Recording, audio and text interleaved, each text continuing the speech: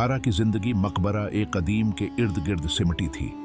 वह एक आम सी लड़की थी जिसके दिन की इब्तिदा सुबह की अजान से होती और शाम ढलते ही वह अपनी छोटी सी दुकान सजाने में मशगूल हो जाती।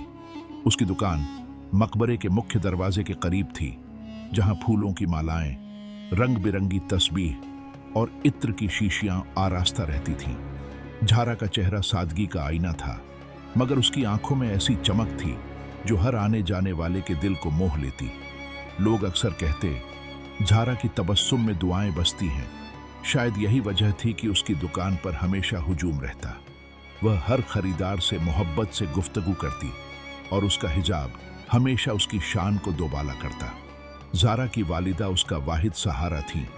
वालिद के इंतकाल के बाद ज़ारा ने ही घर की जिम्मेदारी संभाली थी। वालिदा अक्सर फरमाती, बेटी तू मेरी हिम्मत है। ज़ारा मुस्कुराकर जवाब देती, अम्मी जान, जब तक माबूद है हमें डरने की क्या हाजत।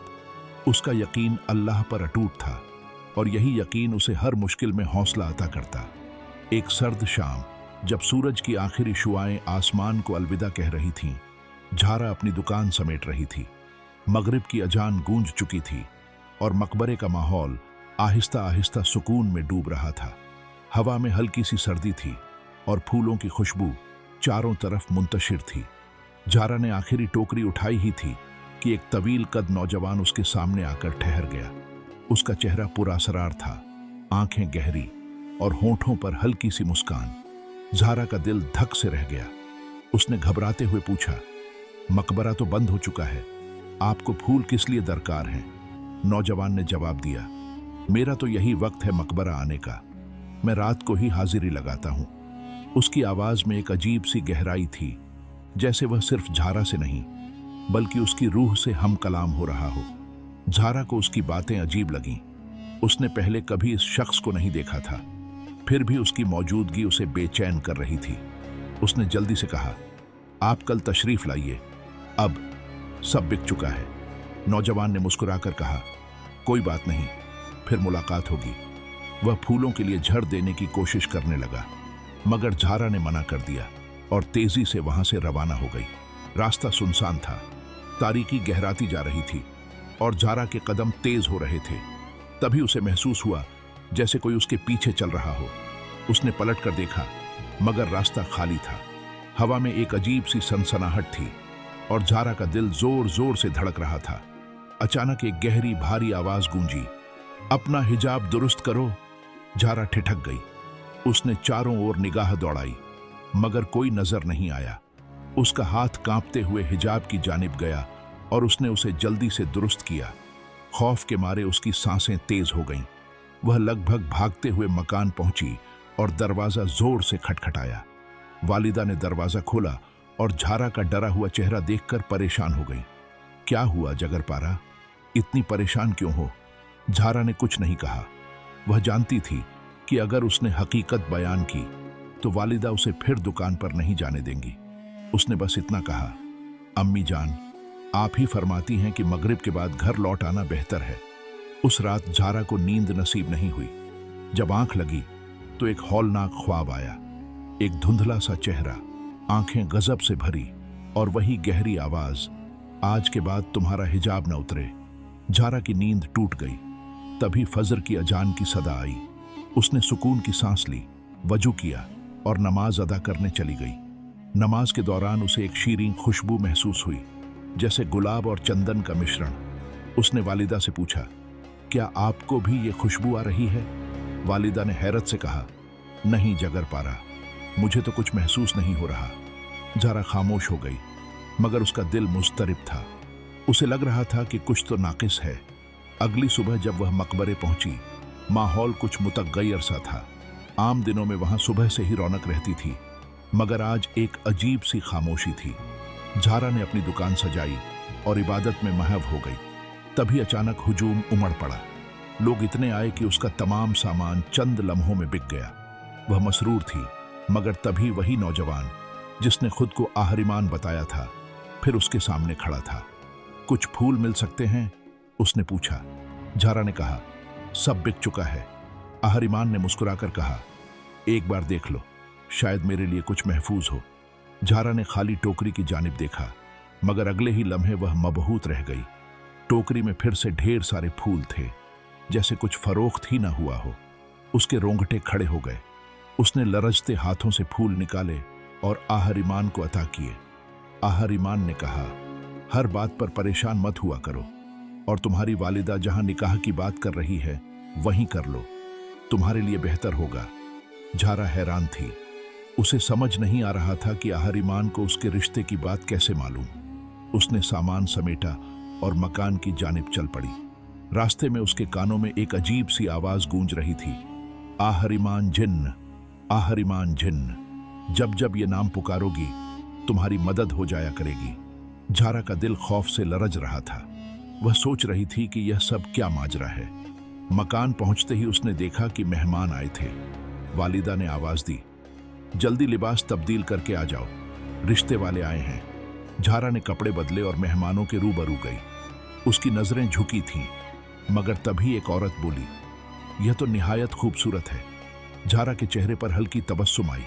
फिर उसी औरत ने कहा, आहरिमान, इसे देखो कैसी लगी।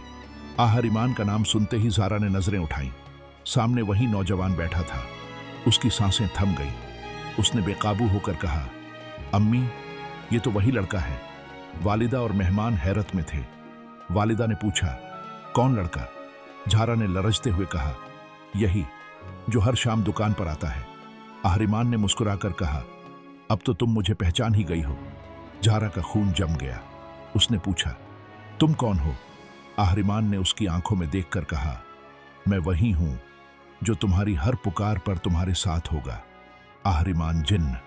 झारा को अब समझ आया कि पिछले कुछ दिन जो हुआ वह कोई आम बात नहीं थी। उसने रात को वालिदा को सब बताया, मगर वालिदा ने गजब में उसे तमाचा जड़ दिया। ये क्या हर्जा बक रही हो? तेरा दिमाग खराब हो गया है। झारा का दिल टूट गया। उसकी अपनी माँ, जो उसका सहारा थी, उसकी बात पर यकीन नहीं कर रही थी। वह चुपचाप हुजरे में चली गई और गिरिया करने लगी। अगले दिन दुकान पर वह खोई खोई थी। तभी आहरिमान फिर आया। उसने कुछ सिक्के रखे और कहा, सोच लो, तुम्हारी वालिदा मुझसे ही तुम्हारा निकाह चाहती है। मैं उनकी आंखों पर पर्दा डाल सकता हूं। झारा गुस्से में खड़ी हुई और उसका गिरेबान पकड़कर बोली, तुम चाहते क्या हो? चले जाओ। आहरिमान ने कहा, तुम्हारा मुझसे रिश्ता तय है। झारा ने चीख कर कहा, मैं एक जिन्न से निकाह नहीं कर सकती। आहरिमान ने गजब में उसका हाथ पकड़ा और कहा, मुझे 2 लम्हे चाहिए तुम्हें अपनी दुनिया में ले जाने के लिए। वहां तुम मेरी कठपुतली बनोगी। झारा खौफ से कांप उठी। उसने गिड़गिड़ाकर कहा, मुझे मत ले जाओ, मैं जैसा कहोगे वैसा करूंगी। आहरिमान मुस्कुराया और धुएं की तरह गायब हो गया। झारा ने तय किया कि वह अपने माबूद से मदद तलब करेगी। एक दिन वह काम से लौटते वक्त एक गुलिस्तान में रुकी। वहां के फूल इतने खूबसूरत थे कि लगता था किसी जन्नत से उतरे हों। झारा ने सोचा कि उसने पहले कभी इस गुलिस्तान को इतना दिलकश क्यों नहीं देखा। वहां हल्की सी नसीम चल रही थी और माहौल में एक अजीब सा सुकून था। वह फूलों के पास बैठ गई और अपने माबूद से दुआ मांगने लगी। तभी एक बुजुर्ग वहां आए। उनका चेहरा इतना नूरानी था कि झारा की आंखें चमक उठीं। उन्होंने मुस्कुराकर कहा, बेटी, तुम कौन हो? ऐसा लगता है जैसे तुम परिस्तान की शहजादी हो। झारा हंस पड़ी और बोली, मैं भी यही सोच रही थी कि आप शायद किसी दूसरी दुनिया से हैं। बुजुर्ग ने कहा, तुमने सही पहचाना, मैं शाहे जिन्नात हूं, आहरिमान का वालिद। उसने तुम्हें परेशान किया, इसके लिए मुआफी मांगता हूं। झारा मबहूत रह गई। बुजुर्ग ने बताया कि उनकी बस्ती पर एक बद्दुआ है और उसे तोड़ने के लिए एक इंसान का निकाह आहरिमान से जरूरी है। अगर तुम हां कर दो तो हमारी बस्ती बच जाएगी। झारा खौफजदा हो गई, मगर बुजुर्ग की आंखों में दर्द देखकर उसका दिल पसीज गया। उसने लरजते स्वर में कहा, ठीक है, मैं मदद करूंगी। जैसे ही उसने ये अल्फाज कहे, उसकी आंखें बंद हो गईं। जब खुली, वह कूड़े के ढेर पर थी। गुलिस्तान गायब था। एक औरत ने कहा, लड़की, यहां क्यों बैठी हो? झारा घबराकर मकान भागी। उसने वालिदा को सारी बात बताई। वालिदा सर पकड़कर बैठ गईं। ये क्या हो रहा है हमारे साथ? झारा ने कहा, अम्मी जान, हमें पीर साहब के पास जाना चाहिए। अगली सुबह वे करीब की मस्जिद गए। पीर साहब ने संजीदगी से सुना और कहा, जुमेरात की रात मेरे पास आओ। जुमेरात को पीर साहब ने पूछा, क्या तुम मकबरे पर काम करती हो? ज़ारा ने हाँ कहा। उन्होंने बताया, वहां से एक जिन्न तुम्हारे साथ आया है। हिरासा न हो, मैं तुम्हें एक अमल बताता हूं। पीर साहब ने सूरह जिन का वजीफा बताया, जो तहज्जुद के वक्त करना था। ज़ारा को तहज्जुद में खौफ महसूस होता था। उसे लगता था कि कोई उसके साथ इबादत कर रहा है। फिर भी उसने हौसला रखा और 7 दिन वजीफा पूरा किया। आखिरी दिन उसे महसूस हुआ जैसे उसके कंधों से गराम बोझ उतर गया। उसने पीर साहब को बताया। उन्होंने कहा, अब 7 दिन सूरह रहमान पढ़ो। तिलावत के बाद 3 बार दिल से अल्लाह कहो और पानी नोश कर लो। ज़ारा ने ऐसा ही किया। 7वें दिन वह सोई तो ख्वाब में आहरिमान आया। उसने नरमी से कहा, अच्छा होता अगर तुम मेरी दुनिया में आ जाती, मगर मैं तुम्हारी रूह से मोहब्बत करता हूं। तोशक खाने में एक माला है, उसे पहनकर मुझे बुला सकती हो। मैं तुम्हें नुकसान नहीं पहुंचाऊंगा। ज़ारा घबराकर उठी और वालिदा को बताया। वे पीर साहब के पास गईं। पीर साहब ने कहा, आहरिमान नेक जिन्न है, वह तुम्हारी इबादत से मोहब्बत करता है। हर जुमेरात सूरह जिन पढ़ा करो। ज़ारा अब समझ चुकी थी कि उसकी जिंदगी में जो हुआ वह कोई बुरा ख्वाब नहीं था। उसका यकीन अल्लाह पर और मजबूत हो गया था। वह जानती थी कि उसकी इबादत और रब की रहमत उसे हमेशा महफूज रखेगी। इस्लामी तालीमात और हिदायतों को जानने और समझने के लिए हमारे चैनल हीरा ए दिन के साथ जुड़े रहिए। हम सब मिलकर अपने ईमान को मजबूत करें। अल्लाह आपको दुनिया और आखिरत में कामयाबी अता फरमाए। आमीन। अगर आपको ये वीडियो पसंद आया तो इसे लाइक करें, अपने दोस्तों और घर वालों के साथ शेयर करें और ऐसे ही फायदेमंद इस्लामी वाकयात जानने के लिए हीरा ए दीन को सब्सक्राइब करना ना भूलें।